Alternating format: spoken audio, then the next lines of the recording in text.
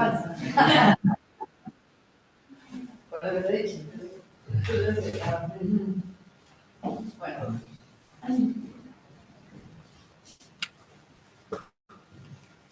¿Qué pasa? ¿Está conectado? Sí. ¿Acá? No, allá. Entonces, si no, para el otro pasador. No. Anda, ese chico sí. No. Ahora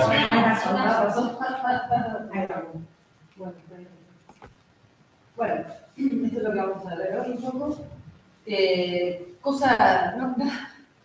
Nada nuevo en la traqueostomía.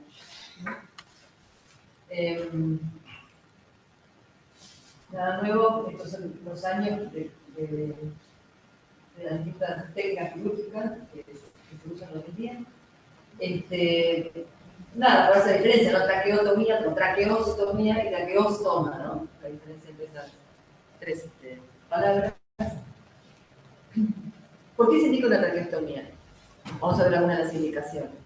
Traumatismo grave en el tórax, quemaduras graves, cabeza y cara, tumores supracostral en la vía cerebral superior, como el paciente comentando hoy, tumores cerebrales que comprimen, desplazan y van las vías aéreas,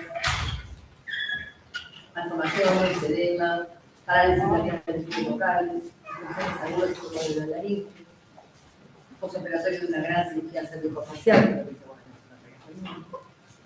postoperatorio de la gran cirugía torácica, traumatismos craneanos, postoperatorio de neurocirugía, porque sabemos que ese paciente no va a dejar nunca la saliva ni nada, insuficiencia respiratoria postoperatoria de cualquier causa, pero realmente es por asistencia respiratoria mecánica de más de 10 días, que son lo más frecuente, y accidente cerebrovascular, que también sabe uno que no va a manejar el paciente las secreciones y que va a necesitar una asistencia respiratoria mecánica o que va a necesitar una protección de la vía aérea por alguna razón. No hay indicación absoluta de hacer una traqueostomía de entrada, o sea, siempre tenemos que preferir una intubación orotraqueal antes de hacer la traqueostomía, en la medida de lo posible, tratar de poder que ese paciente, o sea, de ver la forma de que pueda hacer una intubación al paciente y no tenga que hacer una traqueostomía suerte, ¿verdad? No sé si alguna vez les tocó hacer una traqueostomía a un paciente obstruido, es una situación estresantísima. Lo primero que hay que hacer anestesista es no le pongas absolutamente nada, porque el tipo está respirando, ¿entendés? A como pueda, cuando lo dormís un poquito, se quedó.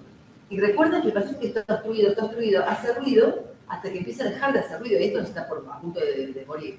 O sea, no es que está mejor cuando digo, se le fue el estridor, ya, ¿entendés? Porque se le fue el estridor porque ya no está entrando ni aire. O sea, ese paciente nos saca años de vida porque hay que hacerlo, ¿no? Es terrible el tiempo que tardás en hacer una traqueostomía, en abrir una vía aérea en cero. Es muy difícil y es muy estresante. Entonces, bueno, siempre tratar de ver si tenemos todas las posibilidades de tener el paciente intubado, con el tubo más finito, con un 5, con un algo, antes de tener que hacer más. Claro, como una indicación de más de 10 días de intubación, esto es relativa, por lo que decíamos antes, porque el paciente que sabemos que no van a poder, entonces hay que esperar. Y también nos pasó con el COVID, que se dejaba el paciente intubado muchísimo, porque era más complicado, qué sé yo. Esto siempre es una indicación relativa. También puede pasar que tenga un montón de secreciones y no esté pudiéndose manejar a través de aspirarlo a través de un tubo, bueno, entonces termina que tiene que hacerse para manejar mejor las secreciones, porque sabemos que no se va a recuperar pronto. También el tema de valores, vamos, todos. No sé si hoy somos todos médicos o ahí también fueron. También son, bueno, porque vamos a esto, ¿no? No todos saben esto, que va un balón inflado para que el tubo no se salga, y para bloquear, pues no cuando le mandas, por ejemplo, presión positiva al pulmón para inflarlo, se escaparía todo el aire del tubo. Entonces tiene este baloncito que es tanto en el tubo de traqueostomía como en la cánula, que es el responsable de muchas de las lesiones que se provocan cuando el paciente está intubado. Estos niños realmente no tienen balón los tubos, el adulto siempre, y bueno, tiene esta llavecita, que es la llave para inflar y desinflar ese balón, que no es fácil de inflar o desinflar el balón, o sea que hay que estar muy consciente cuando uno lo hace, porque hay que estar apretando mientras inflas o desinflas. Entonces, siempre existe este tester afuera que nos dice un poco cómo está el balón inflado, si está inflado o no está inflado. Entonces, Si yo lo hago rápido, puedo cometer el error de querer sacar un tubo con un balón inflado y eso puede provocar, me pasó. Yo estaba operación de traqueotomía y le dije a un residente de kinesiología, le digo, desinflar el balón, no lo desinfló bien, pegó un tirón y hizo neumotórax bilateral el paciente. Porque, ¿entendés? Como que le arrancó los pulmones para arriba. Una vertical. Entonces siempre esto hace un momento de prestar atención. Si yo limpio inadecuadamente este tubo, me va a provocar daño. Entonces, ¿cuánto le pongo? Y tú te le preguntas a la gente y dice, no, yo le pongo 7, no, yo 15. Es una ridiculez total, porque es una relación entre el tamaño de la tráquea, que yo no estoy pudiendo alinear de ninguna manera, y el tamaño del tubo que yo le coloqué. Entonces varía el tamaño de la tráquea de las personas. Entonces no puedo ponerle siempre, yo siempre le pongo tanto, no, yo toco el tubo no, eso no sirve para nada. Toco palpo el baloncito de afuera, no tengo un sensor acá. Entonces siempre es importante esto. Yo pongo presión de más, ¿qué va a pasar? Voy a sacarle irrigación a esa mucosa, y le puede aparecer úlceras por presión, necrosis en la mucosa. Yo he visto necrosis de los cartílagos, sangrado, o sea. Entonces, esto es una cosa ideal, desinflarlo cada 2 horas el balón es una cosa muy difícil, bueno, puede ser algo para prevenir. Fíjense, esto es un paciente que me mandaron porque decía que le había crecido una lesión en la comisura posterior. Y esto es la glotis vocal de la litenoides. Los tubos son redondos y la glotis es triangular. Entonces, siempre se provoca una lesión acá. Yo estuve trabajando con una ingeniera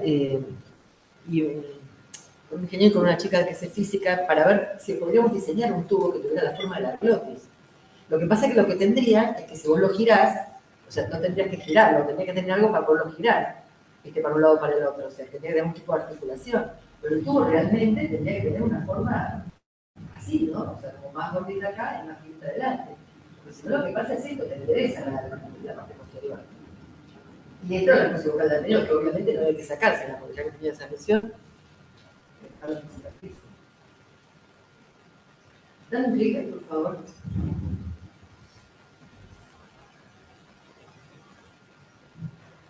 No hay sonido. ¿Por qué no tenemos sonido? Sí, ahí, ahora qué. Pero lo que pasa es que acopla.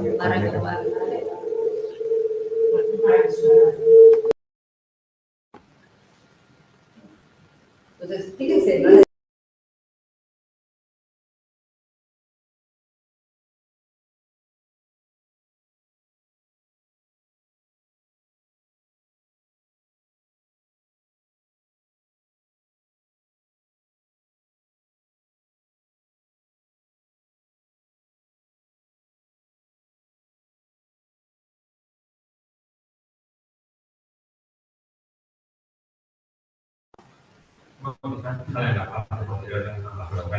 Que no está pudiendo separar las cuerdas, pero sin embargo vemos que hay contracción. Entonces, cuando uno ve que hay contracción, tiene que sospechar que es una adherencia y una parálisis. Que a veces no es tan fácil de ver. Si sigue sin haberse sonido.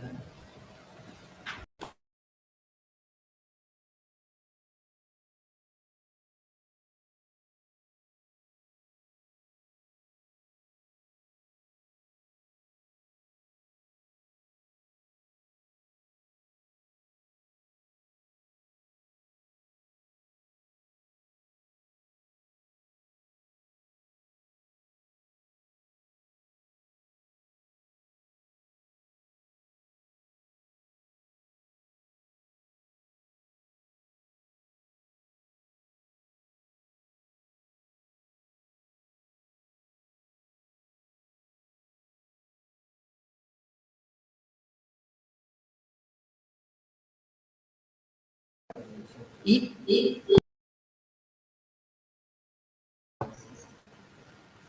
bueno, eso significa. Y esto también puede pasar, ¿no? Este cortito, que tenemos la cara y toda esta lesión entre las cuerdas, que son estos granulomas con caída del anillo, que son re frecuentes en pacientes intubados, ¿no? Con las traqueotomías por punción que a veces hacen esto. Que con el hecho de que vos ves, cuando estás haciendo la traqueotomía por punción, ves como se hunde el cartílago y muchos se parten y se quedan para adentro, el cartílago supraestomacal. Entonces, después, cuando llega el momento de canularlo, no se pueden configurar por entrar en la traqueotomía. Esos pacientes hay que anestesiarlo, entrar a la vía aérea y fijarse qué es lo que está pasando arriba de la cánula. Y muchas veces hay que retirar la cánula para tener en cuenta de cuánto va quedando adentro de ese cartílago que se metió para adentro, o si es un granuloma o todo eso. Nosotros eso lo vemos bastante en el COVID, acá en la salud, ¿cómo se llama? Con esos derrumbes que habían de los castigos y como que colapsaban. Aparte de que por ahí tenías esos pacientes que pasaban mucho tiempo internados y las laringes absolutamente no podían hacer, colapsaban todo el tiempo. Colapso. Cuando vos tenés un área que está disminuida, vos tenés la pared anterior de la tráquea es rígida, ¿cierto? O sea, toda la pared anterior y lateral. La pared posterior, no. Cuando vos tenés una reducción del diámetro anteroposterior de la tráquea, la pared posterior empieza a colapsar porque se empieza a afinar, y ustedes saben que por la ley de Bernoulli, cuanto más chiquito está eso, más se colapsa. ¿Entendés? Porque pasa más acelerado. O sea, el flujo se acelera cuando se achica el espacio. Entonces, al achicarse el espacio, eso hace como cuando yo respiro profundo y se me pegan las fosas nasales. La presión negativa. Se empieza a pegar, claro, acelera y te chupa la mucosa posterior. Entonces, cuando vos decís, pero no es tan grande el granuloma, me ocupa un 20%. Pero ese 20% hace que colapse la pared posterior, entonces la paciente empieza a toser y se borra. Entonces, hay que resecar eso que parece 1 centímetro o no sé. Y ya el paciente empieza a mejorar porque empieza a disminuir el colapso posterior y esa pared tensa, esa parte tensa, digamos, de la parte posterior de la tráquea se empieza a hacer otra vez empieza a tener más rigidez porque deja de estar siendo colapsada todo el tiempo. Y si yo le pongo poca presión, pues me da miedo, ¿qué pasa? Se aspira saliva, los alimentos, produce neumonía. Entonces, ¿cómo hago para detectar la fuga perivalón? Tengo que ocultar el cuello del paciente buscando un burbujeo de aire. Esa es una forma sencilla y que no necesito ninguna cosa. Esto es un segundo para mirarlo. Siempre yo, antes de empezar a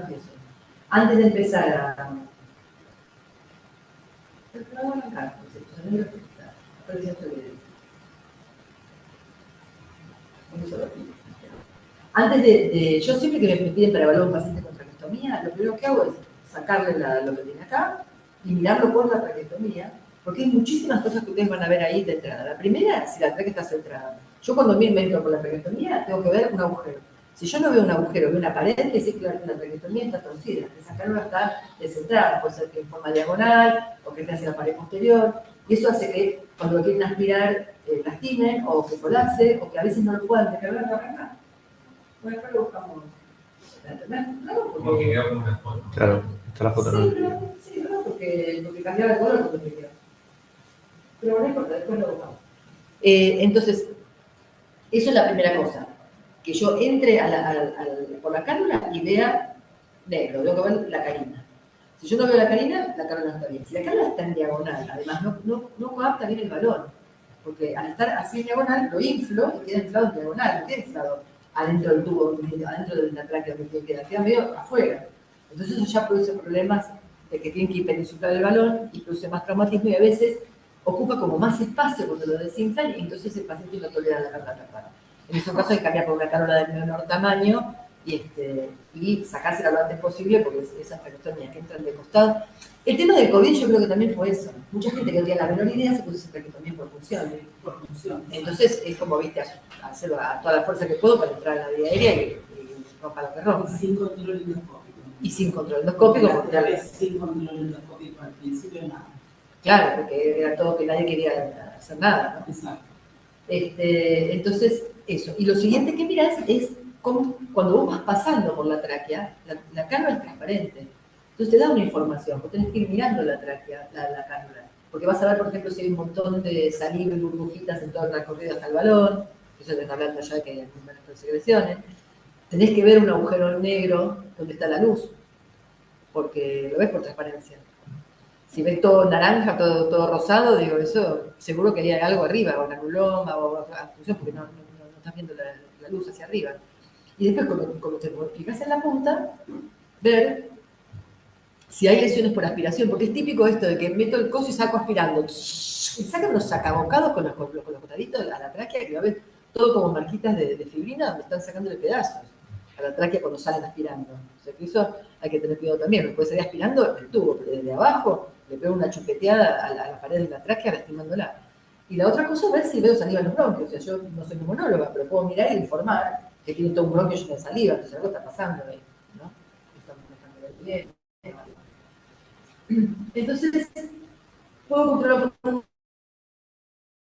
mano, no meto que se llama César, que no tiene que ser de los estudios, 25 de agua, que eso sella la tráquea sin producir lesiones por hiperpresión. Pero entonces, lo puedo hacer de dos maneras. O lo hago así, o lo hago, o sea, ahí se puede poner una llave de 3 vías, yo inflo por ahí, o tengo la presión, todo este circuito. Y si no, lo que hago es aspirar al paciente, la aspiro, para no tener ningún problema, arriba del balón, una entonces desinflo, pasa el aire de la versión mecánica peribalón, y ahí voy poniendo el escopo en el cuello y voy inflando despacito aire hasta que bloqueo. Bloqueo ya sé que está justo con la presión que necesita para que no aire peribalón.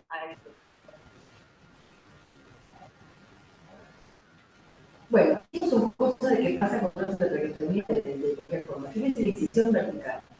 Un espanto. Decisión vertical. El paciente está con una almohadita acá, mirando hacia para atrás, ¿no? Entonces yo le hago ¡fua! Entonces me quedo hasta por acá en la mitad del cuello, pero entonces la decisión vertical nunca. La decisión de la piel es siempre horizontal. Siempre, no vertical, ¿verdad? Horizontal. Yo hago una decisión horizontal, de acá está por acá. Una arruga, le hago una cosa así, nunca más, siempre pegarlo como algo que pase. Se agarra el cuello o se agarra el cuello. Esto es un decúbito. ¿Saben qué es esto? El tubo de respirador que hizo el cuito. No, esto es, finalmente, esto es decúbito, yo sé esto por el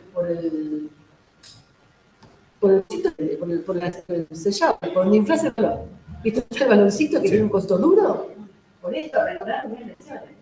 Esta lesión, esto no debe pasar nunca. O sea, esto es un descuido, esto es no cuidar un paciente contrario. Miren esto, también, esto es de culto de la cánula. Entonces, apoyar la cánula sobre la piel, siempre hay que poner acá un tipo de parche, siempre hay que fijarse que no haya descuido. El paciente que tiene que poner la cabeza medio inclinada así, todo un descuido acá de cánula. O sea, esto es lo normal que tiene que haber.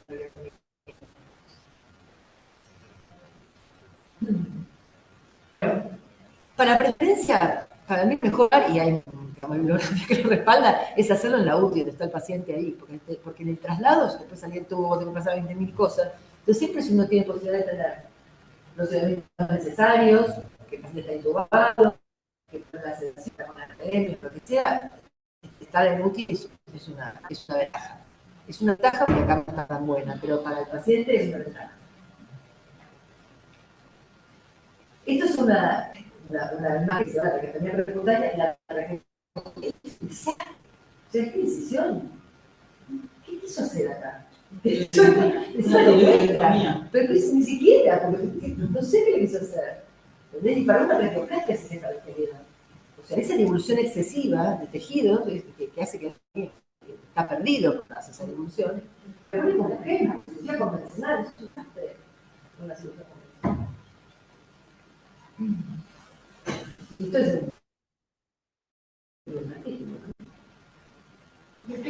vamos a ver un poco de sangre para. ¿Tiene algo? No, no tiene agua. Te replicas una vez, pues si te quieres valer esta teléfono. Un poquito por acá. Ya lo vamos a ver. Porque está, ¿viste? Si no, no cambia el color. Bueno, hacer una cosita. Andate al archivo que coso, que ahí están. El archivo de receta. Me vas a poner esta. Voy a mostrar la salida del orto con esta chica con una capacidad. No, eso es. ¿Eh? No estamos en video. Ah, bueno. Entonces hay un tema de que no tomamos bien. ¿No sacarlo? Creo que lo estoy tomando bien. Y ahora fíjate de traqueotomía abierta. ¿Y no lo doctor? Ah, qué raro. Bueno, perdón. Eso es un tema que falta en los cosas.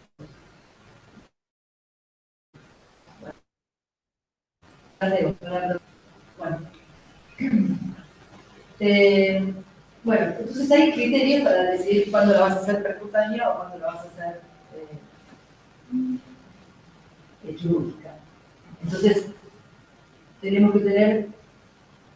A veces el paciente gordo, uno dice, ay no, y a veces el paciente gordo tiene la tráquea y no más, o sea, hay que palpar. Y siempre cuando hace una traqueotomía abierta también, para no estar todo el tiempo tocando, porque si no tocas, no sentís donde tenés el cricoide. Y siempre tenés que ir como si te fueras a meter el cricoide. Después bajas un poquito.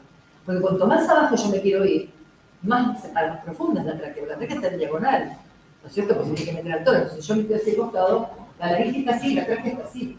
Si yo me voy abajo, cada vez estoy más profundo. Entonces yo tengo que irme acá, como si fuera una entrada de cricoides que se canta.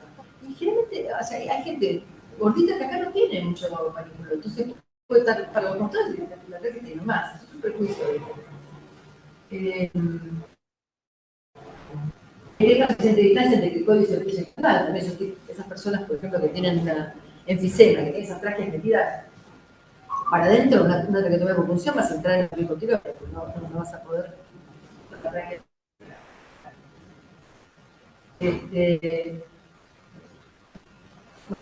Algunas complicaciones, mostrar. Bueno, obviamente si tienen una infección quirúrgica o un tumor grande o algo, bueno, todo eso siempre es una quirúrgica. Y a ver, ¿esta si funciona? Faltan los pobres, ¿eh? Claro. Bueno.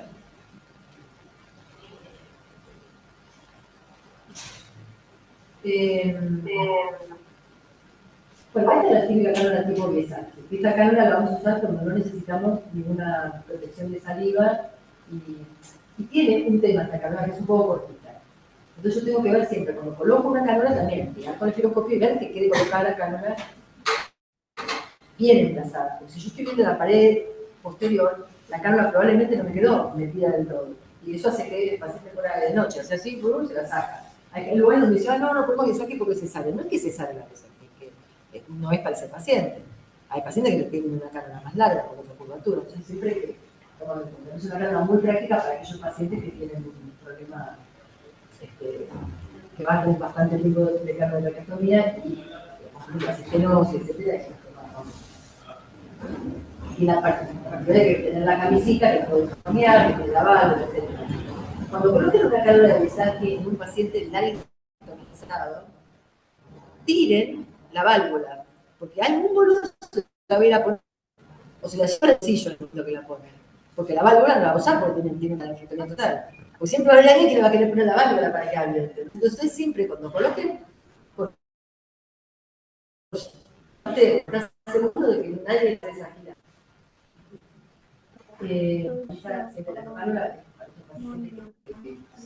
más seguridad, o va a estar en el piso, o va a estar en su casa, de tener esta chance de poder cambiar la vida.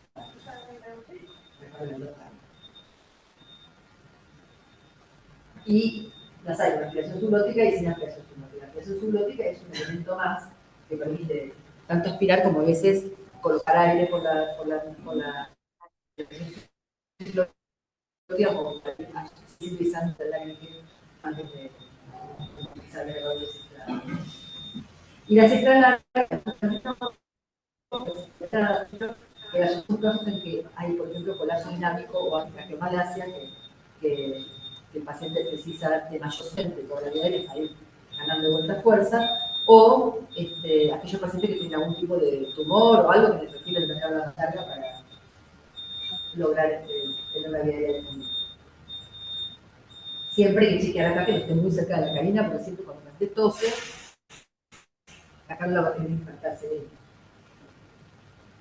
¿Quién lo cuida al paciente después en el postoperatorio? Lo cuida el otorrino, lo cuida el cirujano, el médico de la UTI, el kinesiólogo, la radiología, la enfermería.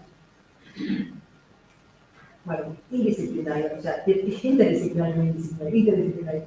Porque, es decir, cada uno que asuma la responsabilidad que le toca. Yo una traqueostomía tengo que ir a verla el otro día. No puedo ser que me informen si pasa algo. Porque capaz que pasa algo y nadie se dio cuenta. Hay cosas que uno puede hacer para prevenir que no pase nada, vamos a las complicaciones, pero y cada cual en el equipo tiene que tener información acerca de eso para que estos pacientes evolucionen bien. Entonces siempre hay que dejar unas buenas indicaciones, hay que explicar, hay que enseñar.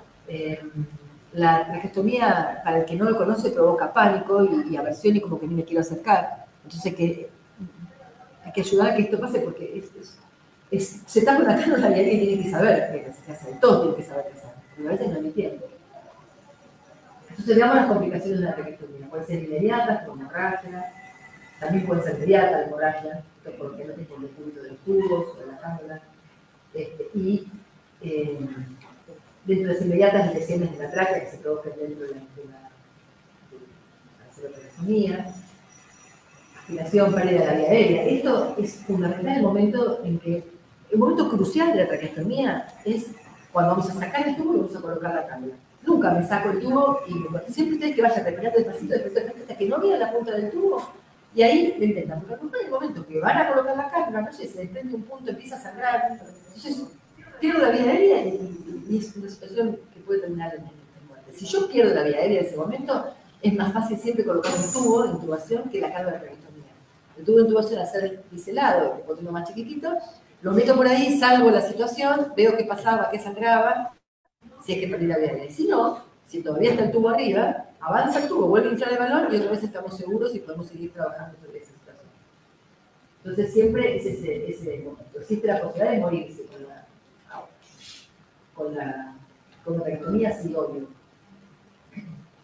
Las medianas con la hemorragia, que se desplace la cánula, que haga un neumotórax o un neumomediastino. Para hacer un neumotórax, un neumomediastino, una de las cosas es cuando el paciente está con el paciente no está intubado, está con mucha presión negativa, haciendo mucha fuerza, a veces al cortar la fascia está descrito que puede disecar ese neumomediastino. Un neumotórax te quedaste perdido, o sea, estabas cuchilleando donde no veías, o sea, siempre yo tengo que ser consciente de la punta de mi tijera. O sea, yo veo a mí veces me da un poquito de miedo cuando esa gente dice la tijera, o sea que la punta de la tijera la estás abriendo 2 centímetros más lejos de donde.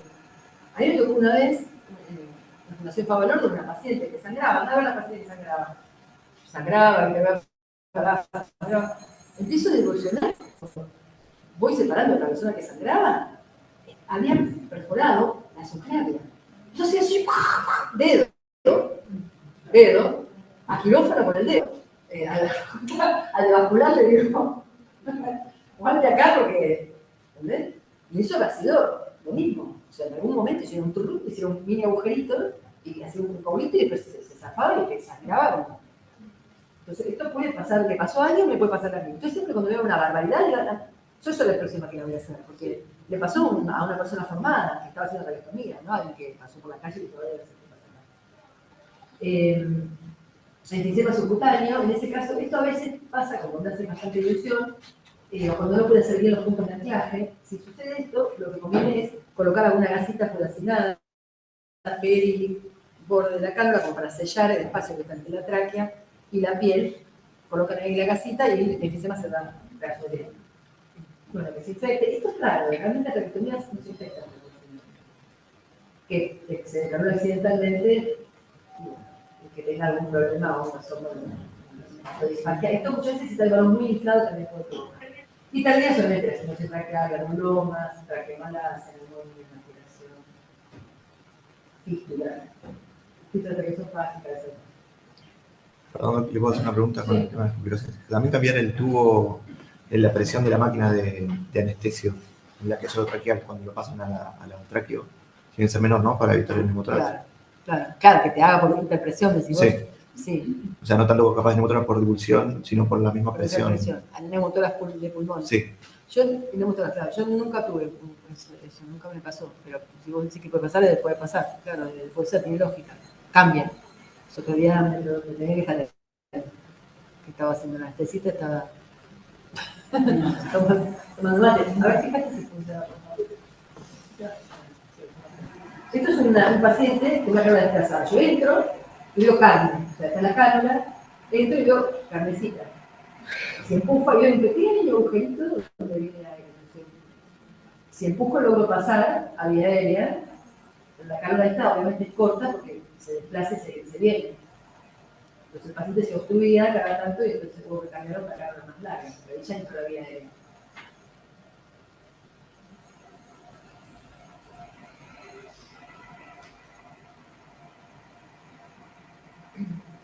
Bueno, una cosa que previene las complicaciones es hacer puntos de la cánula a la piel, por feos que sean. Pero no tenemos que dejarlo para toda la vida, porque si no, no se puede limpiar bien, ahí no se puede higienizar bien. 48 horas y después sacarlo. Eso ayuda a que no anden movilizando, a que no venga alguien y se le ocurra sacar la gasa para ver cómo está y que dé un tirón, que haga sangrar porque se haya quedado pegado en sangre, se pega un tirón. Entonces, poner esos puntitos 48 horas es recomendable. Después hay que acordarse de ir a sacarlo, porque si no ya no puede limpiar nada, ya es una porquería. Entonces, y lavar los usos fisiológicos.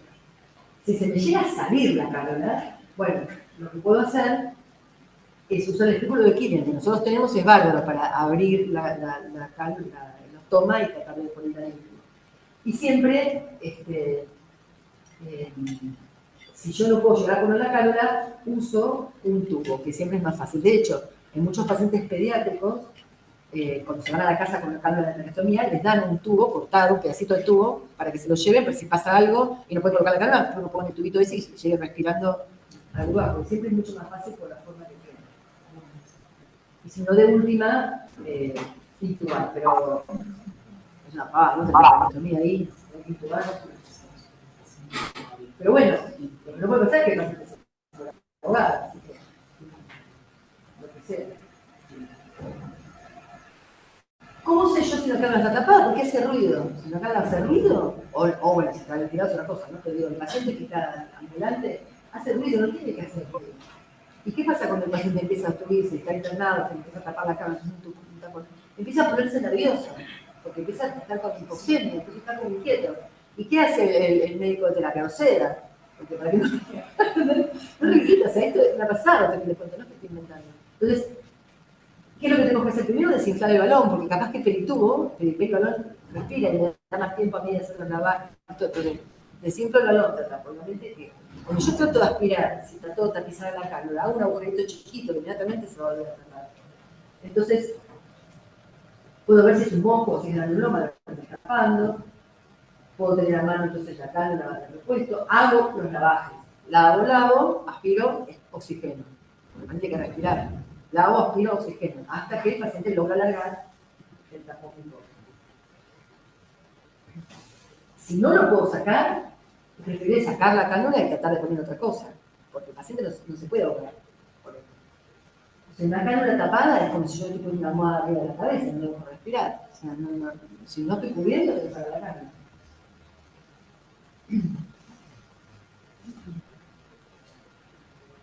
Si hay un tubo, bueno, puedo ver si puedo usar un tubito fino o algo para pasar ese canuloma y llegar tranquilo que después no va a poder sacar, ¿no? Y lo que decimos, siempre el paciente lo más despierto posible, pero es el que más me va a ayudar a mí, tratando de respirar. Entonces, ¿por qué se producen los tapones? Muchas veces por el aire seco y frío, hay veces se funciona la disminución de la actividad ciliar, se funciona. Bueno, es un problema más chiquito, pero yo de acá, de esta pequeña costrita, es donde se me empieza a formar toda la costra grande que me va a poner la punta de la carne.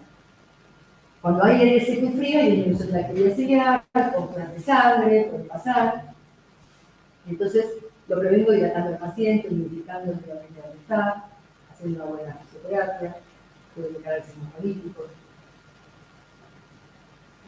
Bueno, siempre cuando hay un sangrado, tengo que inflar el balón. Si yo pienso que puede sangrar en el postoperatorio, tengo que inflar el balón. Tengo que cambiar una cánula de balón inflado. Porque a veces pasa que uno dice, por ejemplo, esta chica tiene una cánula de Besaki, ponele, ¿no? Y suponete que vos le vas a cortar el coso. Y después se va con una cánula de Besaki y sangra. A lo mejor si es muy sequito, pues ya te dejo esa cánula. Pero si uno tiene duda que va a sangrar, le colocas una cánula con balón 24 horas para curarte salud. Sí, claro. Entonces, si pasa algo, y balón, es lo que hago. Puede ser que haya granuloma, no se entiende el coso, pero es un sangrado postoperatorio, se ve que está inflamada la piel, ahí posiblemente puede haber sido una tiradita de gasa. Cuando hay anulomas alrededor del traqueostoma, también tratar de topicar, presionar. Cuando sangra el tejido tiroideo, generalmente hay que ir a quirófano y eso es porque no está derecha la ligadura de la tiroides. Hay quien no liga ritmo, por razones que no sé. Ahora es siempre ligarlo. Y además vale siempre ligarlo que correrlo también. Porque cuando vos empezás a correrlo para arriba o para abajo, terminás sin la trayectoria en lugar donde no lo quería. Y si vos sabés que cortás el hilo, inmediatamente estás en el segundo anillo traqueal, estás ahí donde tenés que estar. Si lo empezás a correr para arriba o para abajo, al final a lo mejor lo haces muy abajo, y aparte por debajo de la tiroides a veces está la vena tiroideína, que es una vena así, que te puede sangrar un montón, y entonces, para mí, siempre mejor cortar el ritmo y ya está. Y a veces el ritmo también te provoca como una zona de compresión de la tráquea que después te dificulta para cambiar la cálula y empieza haciéndose de cúbito porque te quedó en contacto con la cálula y puede sangrar también también.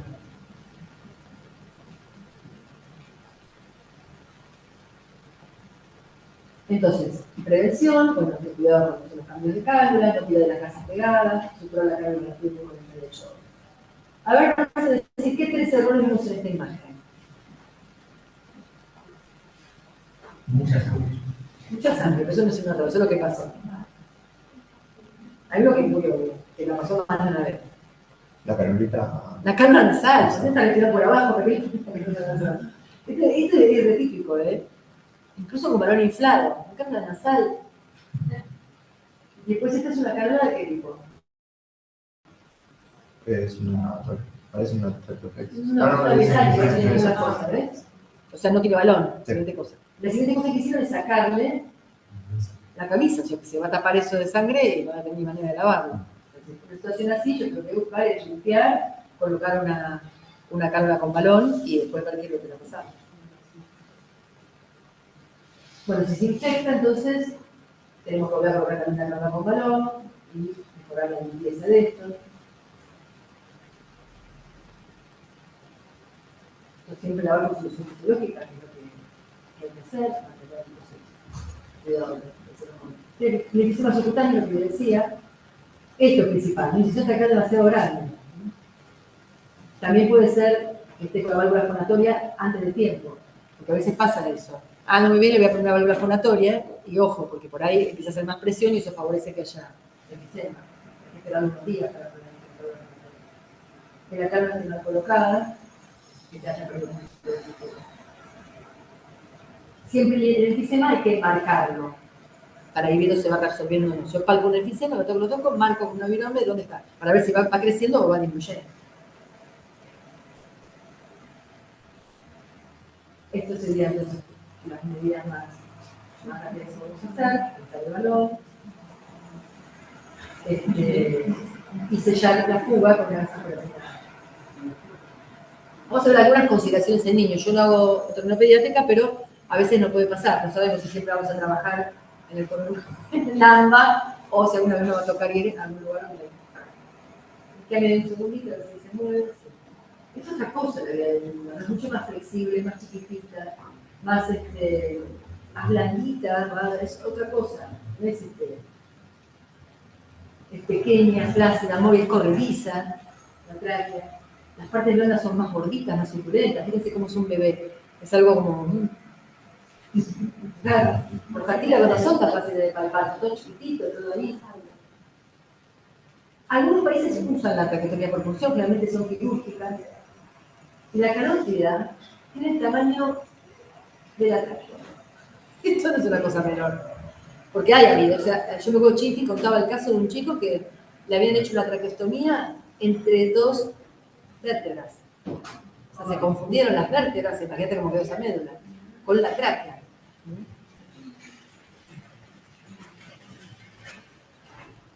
Estas son las indicaciones más frecuentes en niños. ¿Qué? Claro, mínimamente. No sé lo que tenía por mención la tráquea, pero...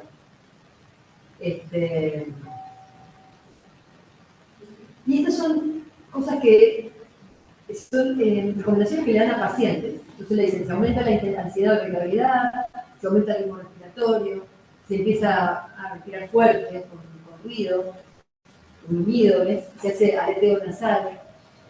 retracción, si empieza a hundir, si está medio azul, si tiene sibilancias en el tubo, si se transpira, si cambió el patrón del ritmo cardíaco, si sangra con la traqueostomía.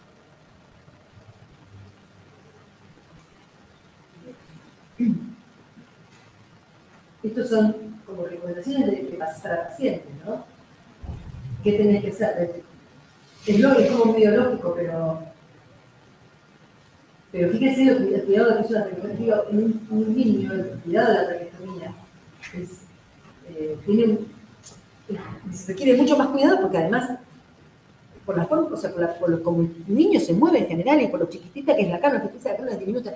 Cuando vieron que los anestesistas miran el dedo meñique para saber qué tubo van a poner, se piensa en el dedo meñique de un bebé, o sea, es nada, es muy pequeño. Bueno, vamos a hacer un mini algoritmo. Entonces, emergencia traqueotomizado, llamo a un experto en vía aérea, miro, escucho a ver si está respirando, boca, tráquea. ¿Respira? Sí. Bueno, entonces aumento el flujo de oxígeno. No respira, empiezo a poner receptor. Evalúo la permeabilidad de la traqueostomía. Saco la tapa de la válvula fonadora, saco la endocánula, paso una sonda de aspiración, ¿puedo aspirar?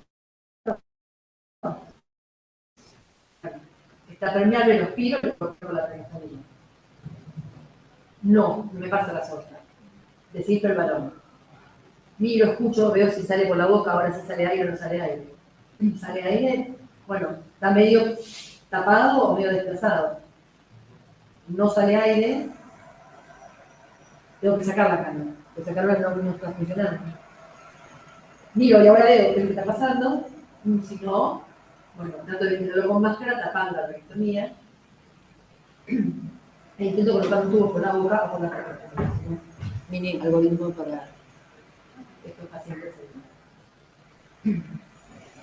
¿Cómo habla un paciente con traqueostomía? Puedo hablar por respiración subglótica. ¿Cómo estamos acá? ¿Qué cosa? La hora hasta 8:40. ¿Cómo habla el paciente con traqueostomía? Puede hablar porque yo le pongo aire con la respiración subglótica, puedo dejarlo con un poco de ventilación a fuga, o sea, que si desinflo un poco el balón para que pase aire. Esto es muy útil en un camino a la degradación del paciente.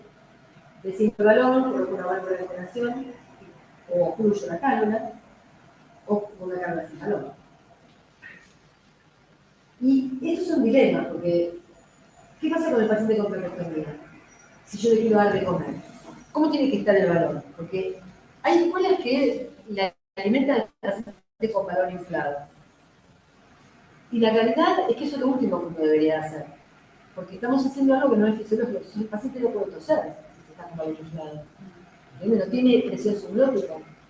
Se le va el alimento a la vía aérea y lo desensibiliza más. O sea, ¿cómo salgo de comerme un pollo con balón inflado a comer de vuelta otra vez sin balón inflado? No tengo decisión. Pero siempre, lo primero es que el paciente tolere la válvula fonatoria o incluso, si no, la oclusión. Con eso yo puedo empezar al paciente a reeducarlo para comer.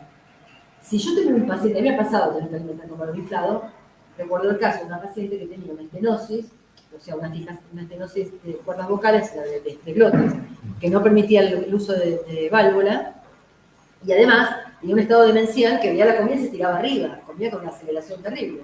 Entonces, esa persona yo no la iba a hacer una anestesia general para corregir el problema de la estenosis porque estaba totalmente demenciada. Entonces, hicimos una FIS y probamos qué pasaba con el balón inflado. Comía bien, bueno, listo, porque yo no tengo planes de reeducar a esa persona, porque no está ni la cabeza ni la situación. Entonces, hay situaciones en las cuales uno va a decidir alimentar con balón inflado. Pero si yo sé que ese paciente se va a recuperar, no tengo que pasar por comer con balón inflado, pero después volver otra vez a no comer nada porque se transpira todo. María Marta, está la doctora de febrero, que es de terapia intensiva médica y es licenciada en nutrición, que es encargada de nutrición de todos los pacientes de terapia. Ah, que la que está mirándome así. Sí. Por eso estoy prestando mucha atención. Claro, bueno, porque sí, viste, entonces. Y, o sea, si yo pongo un balón, desinflo el balón, tengo que colocar, tengo que ocluir. O sea, el balón desinflado con ninguna oclusión tampoco me da presión subglótica como para que el alimento sea. Si yo no tengo presión subglótica, pero tengo el balón desinflado y la cánula destapada, hay un efecto de succión, o sea, por el efecto de sifón, estoy como trayendo el alimento para dentro de la vía aérea. O sea, no es que es neutro. Hay un efecto sifón que se va a querer meter las cosas en la vía aérea. Entonces, tengo que tener presión subglótica. Para eso tengo que tener aire en esa zona. Si puedo que tolere eso. Si no, a veces lo que se hace es ver también si con aire por la válvula subglótica se puede degradar. El momento de la decanulación es importante porque a veces le pueden mandar a ustedes un paciente para decanular. ¿Sí? Ah, ya está para decanular. Bueno, a ver, ¿desapareció el motivo por el cual yo le hice la traqueostomía? Eso ya se solucionó. Primera pregunta. ¿Tolera la cánula fluida? Y esto tiene que tolerarla por lo menos 24 horas. Porque si no, después no hay, yo le saqué la cánula y esto tampoco es que tengo miedo y tolera, pero ay, me da miedo. Si tolera, tolera. O sea, hay que tener la valentía de darle confianza al paciente y de canularlo. O sea, la vez pasada vino a ver una paciente que trabaja en un kiosco y que el doctor Guzmán, ahí de Zona Norte, dijo, ¿por qué tenés traqueostomía? No, porque no sé qué, no me la quiere sonar, porque yo estoy bien, porque dice que hay que hacer una operación. Y entonces me la manda a la paciente. La paciente paga la consulta particular, la kiosquera. Me dice, no, porque yo le tapo la perla bien, está bien, está perfecta.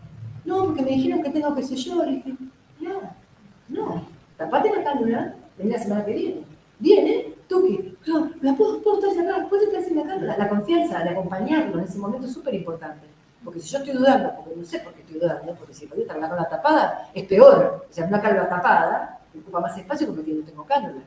¿No? Entonces, ¿tolera la cánula fluida? Sí, me tengo que tener que por el tolero fluida y la cánula. Si hago una fibra presenta una luz glótica, traqueal, que el estado de conciencia también. Se va a poder proteger la vía aérea, es un paciente que tiene una tos efectiva o requiere que lo estén aspirando. Y esto a veces es re difícil, porque si el paciente está internado, la enfermera lo aspira 4 veces por día, ¿viste? ¿Entendés? Por turno. Entonces, para que no lo aspire, tenés que estar, no sé qué hacerlo. Porque a veces no quiero que lo aspire, quiero que el paciente, a ver si el paciente tose. Pues si yo le voy a cerrar la cánula, va a tener que toser por boca, no voy a, nadie lo va a venir a aspirar. Entonces, es importante que el paciente tenga esa capacidad de toser. Y eso a veces es difícil de evaluar. Y hace que a veces uno cuesta entender si ese paciente va a poderse manejar bien porque yo le saque la cánula. Y a veces es indicación de que no le voy a sacar la cánula. Le voy a dejar una cánula más chiquitita, pero lo va a tener que aspirar en un momento del día. Supongamos un paciente con una enfermedad neuromuscular o un paciente con parálisis bilateral, diafragmática bilateral. No sé, hay que evaluarlo bien antes de decidir se la voy a sacar. Porque aspirar por boca, la tráquea es muy traumático. Si voy a aspirar por acá y bueno, ya está, tenés eso. Tengo por delante la cirugía con anestesia general, no voy a decidir la decanulación justo cuando le tienen que hacer una replaquetación en un mes. No, dale, quédate hasta ahí, haces todo, que nadie vaya a tocar esa vía aérea inmediatamente después de que yo lo decanule. ¿Necesita oxígeno? Esto es una y sobre todo más que necesita oxígeno, antes de eso, estos pacientes que a lo mejor usaban CPAP antes, a lo mejor van a necesitar una BNI después. Esto hay que diagnosticarlo y sospecharlo. O sea, yo veo un paciente que me parece que por la lengua que tiene, qué sé yo, por ejemplo, ahora tenemos un paciente en Escobar que tiene un síndrome de Down y ya está casi para decanurarse. Yo sé que cuando se decanule va a tener que usar una posibilidad porque tiene todo. Ese paciente ya ir pensándolo, porque ahora hay que fluir bien esos tomas para poder ponerle la BNI en la noche, etcétera, etcétera. O sea, es un plan. Pero no que, le saco la cánula y me olvidé porque el paciente después va a estar con la mina de sueño. Entonces, para que no me quede la piel metida para adentro y eso hace que pueda cerrar primero la tráquea y después la piel y no me quede la fístula, el canito para y lo vamos controlando. El cierre de traqueostomía, vamos a cerrarlo cuando hagamos cierre de traqueostomía, pero le dejamos un tiempo a ver si ese paciente puede cerrar solo, pero no ese tiempo, no es 6 meses. Estuve en un congreso de disfagia donde un terapista dijo, sí, 6 meses, un año. Le dije, ¿qué? ¿6 meses estás con el coso ahí, el agujerito? Ah, no, fue terrible. Me porté mal. Yo estaba en el fondo y dije, perdón, quiero hablar. Te respeto, todo, pero esto no es así. Esto no es así. Y después me criticaron bastante. O sea, disfagia presentó a la señora grande fonóloga que no le gusta los necesidad de decir que sí, hay una cuestión. y vamos a reconstruir todos los planos, el plano traqueal, el plano muscular y el plano cutáneo, que es cómo se hace la reconstrucción. Esto es un procedimiento sencillo, ambulatorio, con anestesia local, que lo vamos a ver también. Y si se puede mejorar también estéticamente, que ese paciente no trague y se le sube y se le baja un ombligo. A ver, fíjate ahí. Esto es un poco para pensar en una cosa que también podemos tener, que es el tubo de Montgomery. El tubo de Montgomery tiene una indicación precisa que este no sé. Traqueal, y no es, en el adulto por lo menos, la estenosis sublunar. Porque si pongo un tubo en la laringe, probablemente va a chocar contra las cuerdas vocales, me va a lesionar las cuerdas vocales, como por encima de las cuerdas vocales me va a traer un trastorno de nervioso. Ahí estamos yendo abajo, porque con un es un tiene un hueco, en que yo entro, voy hacia abajo, voy hacia arriba. Entro, voy hacia arriba, y si yo veo, cuando voy hacia arriba, veo esto, la zona nasogástrica, y no veo las cuerdas, quiere decir que está pasando por cuerdas, ¿no? Las cuerdas vocales están en algún lugar del tubo. Acá estoy viendo la piel. Estamos por nariz. Y esto es típico de los neumonólogos. Muchas veces se ponen los tubos de Montgomery sobre las cuerdas vocales, que no hay explicación. Y aparte de que traumatiza muchísimo. Pero eso lo hacen porque no pueden realmente solucionar el problema, porque no tienen los elementos para sacar una broma, solucionar la estenosis.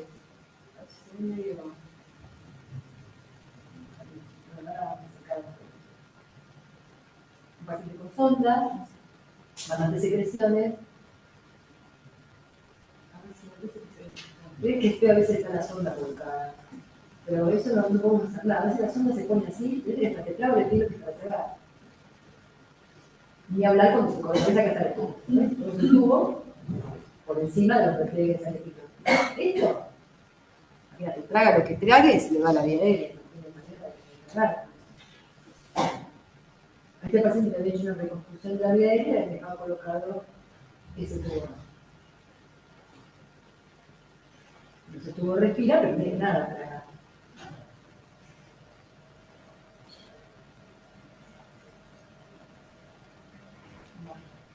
Bueno, esto es lo que cuando veamos los casos clínicos vamos a ver puntuales cosas de criterio para ver cómo se ve esta paciente con vida intervenida. Siempre está el criterio del equipo, ¿no es cierto? El kinesiólogo tiene sus criterios para decir, bueno, este paciente ya está en condiciones de progresar hacia una decanulación. Bueno, la biología tiene su criterio, de evolución, de lo que sea, y nosotros tenemos nuestro criterio de ver cómo está la vía aérea en relación a si se va a poder ese paciente seguir ventilando una vez que le sacamos la cánula y manejando su secreción. Que es un desafío, pero es un desafío que hay que acompañar al paciente, que está muy seguro y tomar la decisión. No dejar a alguien con traqueostomía que la necesita, ni sacarse la vez que la necesita. Bueno. Acá tenemos algunas canulitas, pero bueno, todos porque las conocen, si alguien quiere tener alguna pregunta con respecto a esto. Cánulas hay también, bueno, las que tienen un capítulo, pero siempre tenemos chance de colocar una cánula más larga, o una que tenga otra curvatura, o una que sea ajustable, o una que se tiene la camisa que se nos tiene. O sea, todas esas son situaciones que a veces nos tenemos que plantear en relación a la cánula de traqueostomía, pero que son muy del manejo diario. ¿Qué opinas del entrenamiento de la dilución con la cánula? Porque en mi servicio, si tenés 5 personas, las 5 opinan diferente. Que la dilución tracciona y empuja la cánula y que puede provocar lesiones. ¿Qué experiencia tenés con eso? No, hay no solamente la experiencia, sino que hay un montón de evidencia de que eso que siempre se decía, que la cánula te ancla y te deja tragar, no es tan así. La cánula se funciona y por supuesto no es igual que no tenerla, pero no hay ningún problema con eso. Es posible. Y tenés que entrenarlo, claro, es que tenés que. Vos tenés que trabajar tu dilución en el día 1, o sea, aunque no sea con alimentos, tienes que tener entrenamiento. Una vez que toleras la oclusión, ahí le vas a dar comida. Te vas a poder tomar comida, pero es más difícil lo que pasa.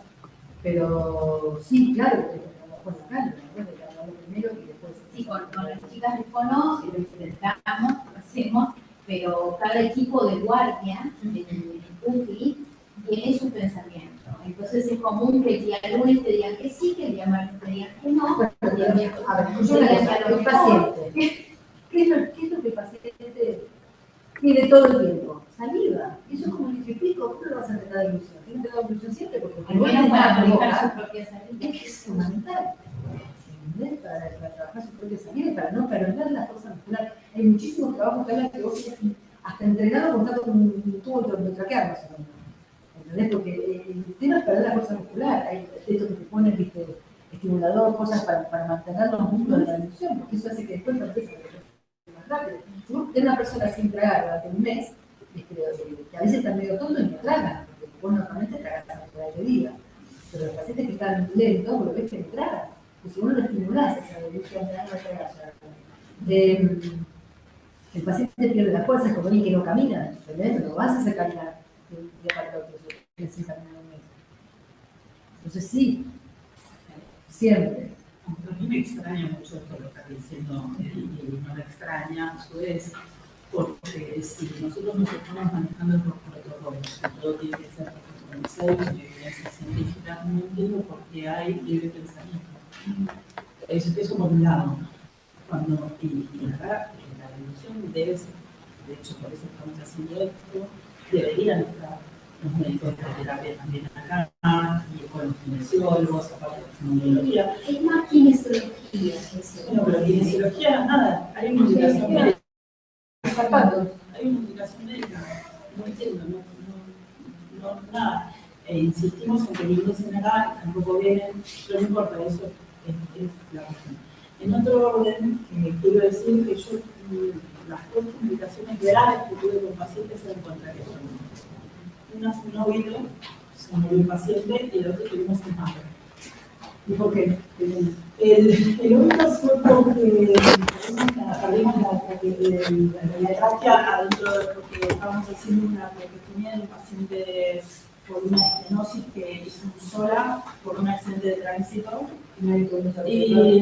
Y no lo pude, empezamos a hacer la traqueotomía y no estaba intubado. No estaba intubado, claro, sí, no estaba intubado porque tampoco se podía intubar, nada, perdimos la traqueotomía y el paciente se murió. El único que se murió fue con la traqueotomía. El segundo día haciendo también una traqueotomía y el paciente se murió. No importa eso, porque no lo quiso intubar la jefa de anestesia de ese momento, no lo quiso intubar, decía que no quiso intubarlo. Podía intubarlo. No quiso intubarlo, dijo, tienen también, sí, lo sedó, era gordo, tenía un tumor de laringe, y cuando empezamos a hacer la traqueostomía, sangre, la tráquea estaba al fondo, encima quiere sacarse la tráquea, miren ahora. Y yo se lo quiero sacar porque yo todavía es un paciente que vive con radio anestesia, claramente. Sí, hizo radioquimio, tiene curado su tumor, tiene una estenosis, y nada, sí, estoy viendo a ver si se lo saco, pero no, yo digo, si hay que volver a recategorizar a ese paciente, no sé. No, pero no importa. Yo renuncio. Perdón, sí, esto es una verdadera jugada, porque vos seguís la fístula, lo que no tenés que hacer es sacar la fístula de ese paciente, yo no la plástica. Pero si vos tenés la fístula, vos hacés la traqueotomía que ya tú repensado, lo sabes, agarra la fístula, así, la tráquea, como tenés el camino ya hecho, es más fácil que hacer la traqueotomía. Lo vamos a traer para que lo siempre hay que hacerle siempre en el lugar, porque eso es otro error. Cuando vamos a hacer traqueotomía al paciente, siempre seguir el mismo error. No hagas una nuevo, porque primero que debilitas la tráquea, segundo que ya tenés el camino. O sea, tenés el cerebro marcado con la piedrita. Sí, estamos hablando también que esté libre de enfermedad con los controles de oncología. Sí, se puede poner una guía de Eshman y seguirla, ¿no? No, si tiene la fístula está cerrada, no tiene nada, no tiene agujerito. Tiene un conducto fibroso. Sí. ¿Ves? Vos haces la losa, le agarras con una pieza de un minuto, separás, se hizo el conducto fibroso, y yo es válida, son 2 minutos. Cuando llegas ahí, ese agujerito alrededor de 1 minuto hace la tráquea. Sí, no, hacer la traqueotomía en un paciente que ya estuvo traqueotomizado es más fácil que no te quedes para ir de ahí, pero está bien claro. O sea, yo veo que cada vez que hacemos el cierre de tráqueo, siempre seguimos el conducto fibroso. A veces yo lo hago por una cuestión estética, sigo el conducto fibroso, porque si no el paciente sigue tragando y no me hace así. Sí. A mí también lo que te decía, el paciente, o sea, yo tengo una paciente que tuvo una mujer. Si le cerramos, me estoy acordando con Lala, lo vimos hace poquito y se la cerramos, pero está muy bonito. Entonces, Bueno, debe tener un tacón así. Le mandamos a que se ponga el tacón si necesitaba y dice que a veces lo necesita.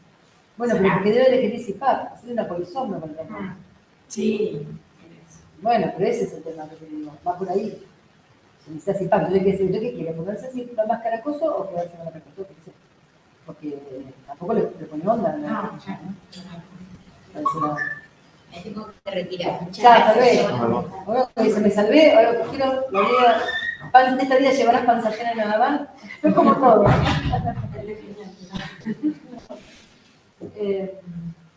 Bueno, y la otra es siempre trabajar toda la parte de la musculatura respiratoria. Si vos, yo con todos los viejos que vienen al consultorio por el tema de disfagia, ¿qué actividad hace? El clínico dijo que camine. No, camine y vaya acá para arriba a hacer algo, ¿entendés? Abdomen, tos, espalda, todos. O sea, tienen que ir, además de hacer rehabilitación cardiopulmonar o el trabajo de cintura escapular, a todos los integrantes.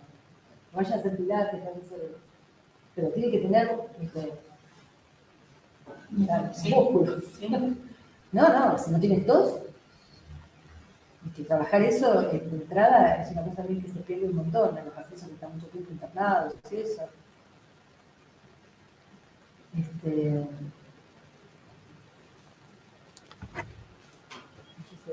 Y digo esto a la... te voy a decir una paciente que me está hablando ahora, que tengo una paciente que ella a veces tolera la cánula tapada, pero ¿qué pasa? Si la saco, colapsa las paredes laterales. Yo ya hice una terminología. Es un desastre, porque fue para hacer la trompa, estoy nerviosa, me intubaron, fue a terapia y después no sé qué pasó. Hizo una estenosis y alguien iluminado le puso un stent largo, le destruyó toda la tráquea. Ese stent, viste, con esos clavitos que se ponen. Y